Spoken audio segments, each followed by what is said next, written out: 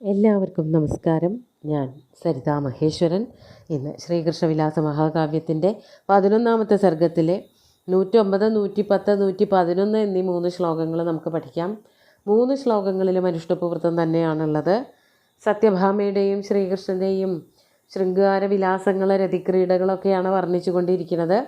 നമുക്കാദ്യം 109ാമത്തെ ശ്ലോകം നോക്കാം.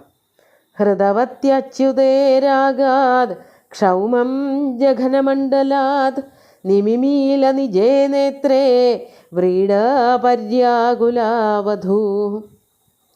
നമുക്ക് പദച്ഛേദം ചെയ്യാം. ഹൃതപതി അച്യുതേ രാഗാത് ക്ഷൗമം ജഘനമണ്ഡലാത് നിമിമീല നിജേ നേത്രേ വ്രീഡപര്യാകുല വധൂ. ഇവിടെ ആദ്യത്തെ ഒരു പദത്തിന് മാത്രമേ പദച്ഛേദം ചെയ്യാനുണ്ടായിരുന്നുള്ളൂ. നമുക്ക് അന്വയത്തിലേക്ക് കടക്കാം. രാഗാത് ക്ഷൗമം ജഘനമണ്ഡലാത് അച്യുതേ ഹൃതവതി സതി. അച്യുതൻ ശ്രീകൃഷ്ണൻ ഇപ്പോൾ സത്യഭാമയോട് കൂടിയിട്ട് കേളികളിൽ മുഴുകി നടക്കുകയാണല്ലോ. അങ്ങനെയുള്ള ശ്രീകൃഷ്ണൻ എന്താണ് സത്യഭാമയ്ക്ക് ചെയ്തു കൊടുത്തത്, എന്തൊക്കെയാണ് ആ ക്രീഡകളുണ്ടായത് എന്നാണ് പറയണത്. രാഗാത്, രാഗം എന്ന് പറഞ്ഞാൽ കഴിഞ്ഞ ദിവസം പറഞ്ഞു അനുരാഗം, പ്രേമപാരവശ്യത്തോട് കൂടിയിട്ട്. ക്ഷൗമം, ക്ഷൗമം എന്ന് പറഞ്ഞാൽ പട്ടുവസ്ത്രം. ആ പട്ടുവസ്ത്രം ആരുടുത്തതാണ്? സത്യഭാമ ധരിച്ചിരിക്കുന്നതായ പട്ടുസാരികളോ പട്ടുവസ്ത്രങ്ങളോ എന്തായാലും അത്. ജഘനമണ്ഡലാത് അച്യുതേ ഹൃതവതി. ജഘനമണ്ഡലം എന്ന് പറഞ്ഞാൽ അരക്കെട്ട്, അരക്കെട്ടിൽ അമർത്തി ചുറ്റി ഉറപ്പിച്ചു വച്ചിരിക്കുന്നതായിട്ടുള്ള ഈ പട്ടുവസ്ത്രം ശ്രീകൃഷ്ണൻ എന്താ ചെയ്തത്? പിടിച്ചു വലിച്ചിട്ട് രതികേളികൾക്ക് സന്നദ്ധയാക്കുകയാണ് ചെയ്യണത്. അതിനു വേണ്ടിയിട്ട് ആ വസ്ത്രം ഉരിഞ്ഞപ്പോൾ, അതാണ് ജഘനമണ്ഡലാത്, അരക്കെട്ടിൽ നിന്നും ഈ ക്ഷൗമം പട്ടുവസ്ത്രത്തെ അച്യുതേ ഹൃതവതി, പട്ടുവസ്ത്രം അച്യുതനാൽ അപഹരിക്കപ്പെട്ടപ്പോൾ, അതിന് കാരണവും അവിടെ പറഞ്ഞു രാഗാത്, അനുരാഗം കൊണ്ടാണ് അതൊക്കെ ചെയ്യണത്. അപ്പോൾ അങ്ങനെ ചെയ്തപ്പോൾ എന്താ സംഭവിച്ചത്? വ്രീഡ പര്യാകുല വധൂ. വ്രീഡ ലജ്ജ കൊണ്ട് ആകുലയായിത്തീർന്ന, ലജ്ജ കൊണ്ട് അത്യധികം വിവശയായിത്തീർന്ന, ലജ്ജാവിവശയായ സത്യഭാമ, അതാണ് വധു എന്നുള്ളത് കൊണ്ട്. നവവധുവാണ്, വിവാഹം കഴിഞ്ഞിട്ട് അധികമായില്ല, അതുകൊണ്ടാണ് വധു എന്ന് പറഞ്ഞത്. ആ സത്യഭാമ എന്താ ചെയ്തത്? നിജേ നേത്രേ നിമിമീല. നിജേ നേത്രേ, തൻ്റെ 2 കണ്ണും നിമിമീല എന്ന് പറഞ്ഞാൽ പൊത്തിപ്പിടിച്ചു. അതായത് നാണം വരുമ്പോഴാണ് മുഖം പൊത്തുക. വസ്ത്രാപഹരണം നടന്ന സമയത്ത് ശ്രീകൃഷ്ണൻ സത്യഭാമയുടെ വസ്ത്രം മാറ്റിയപ്പോൾ അവൾക്ക് നാണം വന്ന് വല്ലാതെയായി. നാണം വന്നപ്പോൾ സത്യഭാമ തൻ്റെ മുഖം മറച്ചു എന്നാണ് പറയണത്. കൈകൾ കൊണ്ട് മുഖം പൊത്തിപ്പിടിച്ചു. അങ്ങനെ തൻ്റെ മുഖത്ത് വരുന്നതായിട്ടുള്ള ഭാവ മാറ്റങ്ങൾ ഭഗവാൻ കാണാതെ, അല്ലെങ്കിൽ ആ നാണക്കേട് ഒരു തരത്തിലും അത് മറയ്ക്കാൻ സാധിക്കുന്നില്ല. അപ്പം മുഖം പൊത്തുക മാത്രമേ തന്നെത്താനെ ചെയ്യാൻ പറ്റുകയുള്ളൂ. അത് ചെയ്തു എന്ന് പച്ചയായിട്ടുള്ള ശൃംഗാര വർണ്ണനകളാണ് ഇവിടെ കവി നടത്തിയിരിക്കുന്നത്. അങ്ങനെ സത്യഭാമ നാണം കൊണ്ട് മുഖം പൊത്തി എന്നാണ് പറയണത്. നമുക്ക് 110ാമത്തെ ശ്ലോകം നോക്കാം. ഗതേ സഖീജനേ ദീപം ശമയന്തി മുഖാനിലൈ ഹൃദി സന്ധുക്ഷയാമാസ പത്യുസ്സാരാഗപാവകം. നമുക്ക് പദച്ഛേദം പറയാം. ഗതേ സഖീജനേ ദീപം ശമയന്തി മുഖാനിലൈ ഹൃദി സന്ധുക്ഷയാമാസ പത്യു സാ രാഗപാവകം. ഇവിടെയും വളരെ കുറച്ച് തന്നെ പറയാനുള്ളൂ. സഖിമാർ ആദ്യം പറഞ്ഞു, കഴിഞ്ഞ ദിവസത്തെ ശ്ലോകത്തിൽ പറഞ്ഞു, സഖിമാരൊക്കെ പോയിട്ടും സത്യഭാമയ്ക്ക് വളരെ പേടിയുണ്ടായിരുന്നു. തങ്ങളുടെ രതിക്രീഡകൾ തത്ത കാണുമോ, തത്ത കണ്ടിട്ട് അതൊക്കെ ആരോടെങ്കിലും പറഞ്ഞു കൊടുക്കുമോ എന്നൊക്കെയുള്ള പേടിയുണ്ടായിരുന്നു എന്ന് കഴിഞ്ഞ ദിവസത്തെ ശ്ലോകത്തിൽ പറഞ്ഞു. ഇവിടെ മറ്റൊരു തരത്തിൽ പറയുകയാണ്. സഖീജനേ ഗതേ സതി. സഖീജനങ്ങൾ ആ മുറി വിട്ട് പോകുമ്പോൾ അത്രയും നേരം സഖിമാരൊക്കെ സത്യഭാമയുടെയും ശ്രീകൃഷ്ണൻ്റെയും കൂട്ടത്തിലൊക്കെ ഉണ്ടായിരിക്കും. അവർ വൈകുന്നേരത്തോട് കൂടിയിട്ട് ഇവരെ ഇവിടെ തനിച്ചാക്കിയിട്ട് പോകുമ്പോൾ, അപ്പോൾ സത്യഭാമ എന്താ ചെയ്യുക? മുഖാനിലൈഹി ദീപം ശമയന്തി. മുഖാനിലൻ എന്ന് പറഞ്ഞാൽ കാറ്റ്, മുഖത്തുള്ളതായ കാറ്റ്, അതായത് ഊതിക്കൊണ്ട്, വായിൽ വായു എടുത്തുകൊണ്ട് ഊതുക, വിളക്ക് ഊതിക്കെടുത്തുക എന്നാണ് പറയണത്. അപ്പോൾ കൈകൊണ്ടോ അല്ലെങ്കിൽ കാറ്റ് വന്നിട്ടോ ഒന്നുമല്ല വിളക്ക് കെടുന്നത്. ഇവർ രണ്ടുപേരും ഒരുമിച്ചിരിക്കുന്ന മുറിയിലെ വിളക്ക് സത്യഭാമ തന്നെ ഓടിപ്പോയി ചെന്ന് ഊതിക്കെടുത്തും. അതാണ് മുഖാനിലൈഹി ദീപം ശമയന്തി. മുഖാനിലന്മാരെ കൊണ്ട് കാറ്റ് ഊതിക്കൊണ്ട് ആ വിളക്ക് കെടുത്തിയിട്ട്, ഓരോ മുറികളിലും വിളക്കുകളൊക്കെ കൊളുത്തി വയ്ക്കുമല്ലോ വൈകുന്നേരങ്ങളിൽ, പ്രത്യേകിച്ച് ചെറിയ കുട്ടികളുള്ളവർ, അതുപോലെ പ്രായമായിട്ടുള്ളവർ, നവവധൂവരന്മാർ, ഇവരുടെയൊക്കെ മുറികളിൽ ദീപം ഉണ്ടാവുക തന്നെ ചെയ്യും. അപ്പോൾ ആ വിളക്കിൻ്റെ ശോഭ ആ മുറി മുഴുവനും ഉണ്ടാകാതിരിക്കാൻ വേണ്ടിയിട്ട് വിളക്ക് കെടുത്തുകയാണല്ലോ നല്ലതെന്നുള്ളത് കൊണ്ട് നാണത്തിൻ്റെ മറ്റൊരു വർണ്ണനയാണ്. അങ്ങനെ സത്യഭാമ ചെന്ന് വിളക്ക് ഊതിക്കെടുത്തിയിട്ട് എന്നിട്ട് എന്താ ചെയ്തത്? അങ്ങനെ കെടുത്തുന്നവളായിട്ടുള്ള സാ സത്യഭാമ പത്യു ഹൃദി രാഗപാവകം സന്ധുക്ഷയാമാസ. അങ്ങനെ വിളക്ക് കെടുത്തുന്നവളായിട്ടുള്ള സത്യഭാമ പതിയുടെ ഹൃദയത്തിൽ, ശ്രീകൃഷ്ണൻ്റെ മനസ്സിലുള്ളതായ രാഗപാവകം സന്ധുക്ഷയാമാസ, രാഗപാവകനെ, അനുരാഗമാകുന്ന തീയിനെ വർദ്ധിപ്പിക്കുകയും ചെയ്തു. സന്ധുക്ഷയാമാസ എന്ന് പറഞ്ഞാൽ അതിനെ ഉദ്ദീപിപ്പിച്ചു, നല്ലവണ്ണം ജ്വലിപ്പിച്ചു എന്നർത്ഥം. അപ്പോൾ ഒരു തീയിനെ കെടുത്തുന്നതിൻ്റെ ഒപ്പം മറ്റൊരു തീയിനെ ജ്വലിപ്പിക്കുക കൂടിയാണ് സത്യഭാമ ചെയ്തത്.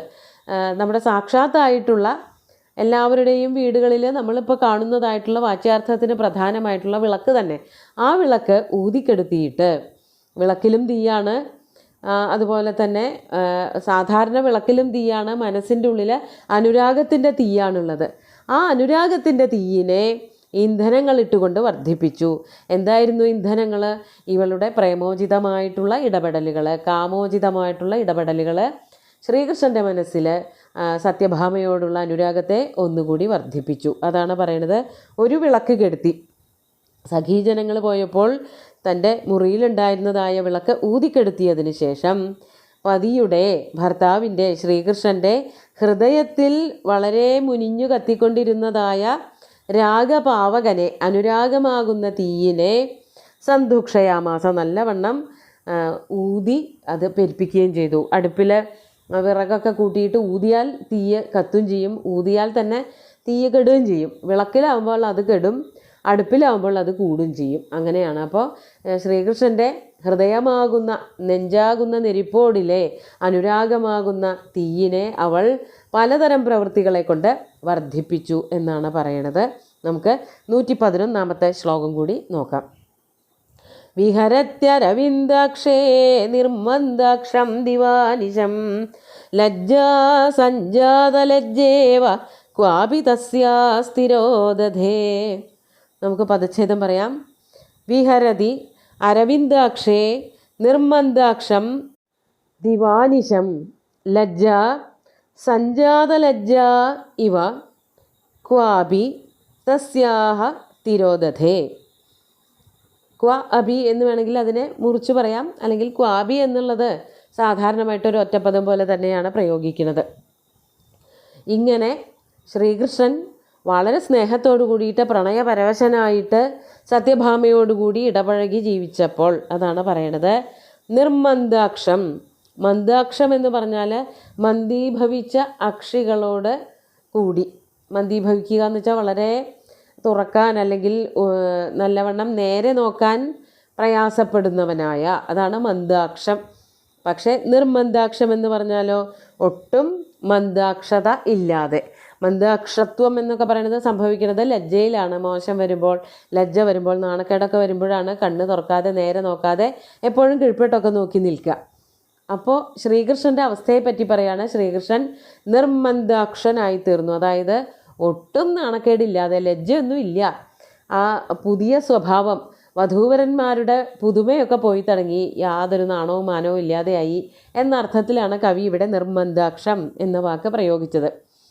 അങ്ങനെ യാതൊരു ലജ്ജയുമില്ലാതെ ദിവാനിശം, രാവും പകലും, അരവിന്ദാക്ഷേ വിഹരതി സതി, അരവിന്ദാക്ഷൻ ശ്രീകൃഷ്ണൻ സത്യഭാമയോടുകൂടി വിഹരിച്ചപ്പോൾ, വിവാഹമൊക്കെ കഴിഞ്ഞ കാലഘട്ടത്തിൽ വധൂവരന്മാരെ എപ്പോഴും ഒരുമിച്ചിരിക്കും. അവരെപ്പോഴും തരം കിട്ടിയാൽ അവരുടെ അനുരാഗങ്ങൾ പരസ്പരം കൈമാറിക്കൊണ്ടിരിക്കും.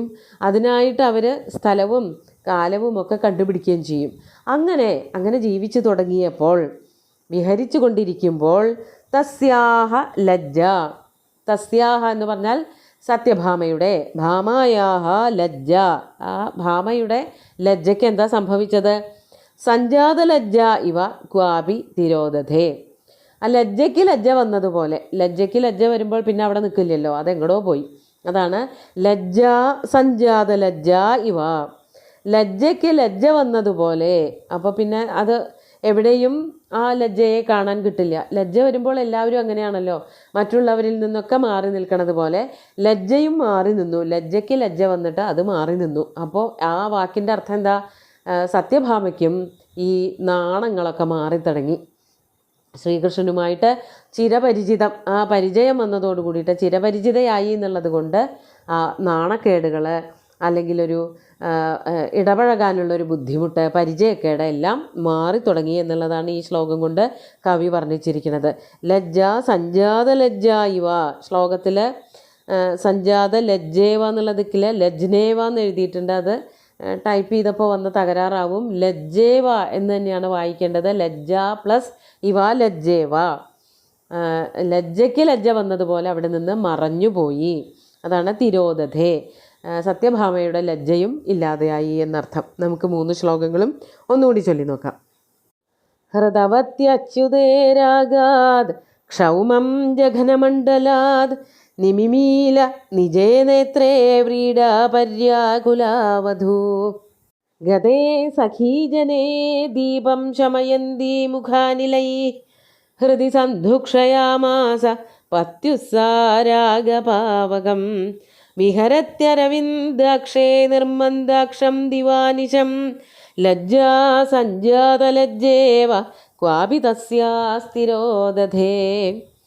അങ്ങനെ രതിക്രീഡകളെ പറ്റിയിട്ടുള്ള ശൃംഗാരത്തിൻ്റെ സംഭോഗ ശൃംഗാരത്തിൻ്റെ വർണ്ണനമാണ് നടന്നുകൊണ്ടിരിക്കുന്നത്. സുന്ദരമായിട്ടുള്ള 3 ശ്ലോകങ്ങളും ഭഗവാന്റെ കാൽക്കൽ അർപ്പിച്ചുകൊണ്ട് ഗുരുവായൂരപ്പനെ സാഷ്ടാംഗം നമസ്കരിച്ചുകൊണ്ട് എല്ലാവർക്കും ശുഭദിനം നേർന്നു നിർത്തട്ടെ. നന്ദി.